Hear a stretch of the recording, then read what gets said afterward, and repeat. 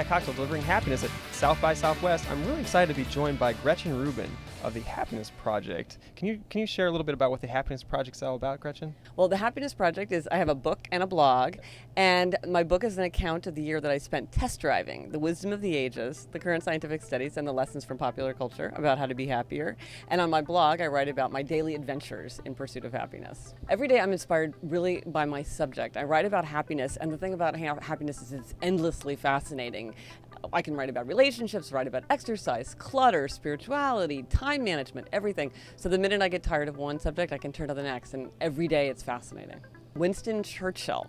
I wrote a biography of Winston Churchill, and the thing about Churchill is that he was so persistent, and he was always optimistic, and he was such a brilliant man, a brilliant thinker. And so whenever I'm feeling dejected or I need a little bit of encouragement, I always think about Winston Churchill. I went to the Whitney Museum and saw a piece of art on their permanent exhibition, Charles Simmons' Dwellings, and I just became obsessed this week with miniature scenes, art that's miniature scenes, and it turns out there's a whole tiny, vibrant art community that produces these miniature scenes, and I just can't get enough of it. It's just beyond clear that the ability of people to engage with each other through Facebook, through Twitter, through Foursquare and Gawala, through all these ways, it's just the transaction cost of connecting with people is dropping, and the way to have conversations is just rising, and everyone's trying to get a grip on what that means for what it is they do as their core business. One of the things is people only have so much attention, and so it's exciting to be part of all these networks and to be responsive, but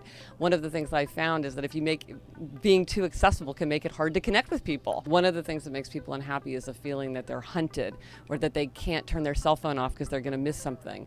But on the other hand, they hate being away from their cell phone. So we love it, we hate it. It's a great servant but a bad master. The Happiness Project is my 5th book, and I had other books that didn't succeed at the level that I wanted them to, and I spent a lot of time thinking about, well, why was that? And I feel like it's sort of such a cliche to say that you can turn failure into success by just learning from it, but I feel like by that experience taught me what I could do with all the tools, and when the internet allowed me to connect with readers, I realized how valuable it could be and how much I could gain from it by finding my audience in advance of my book coming out.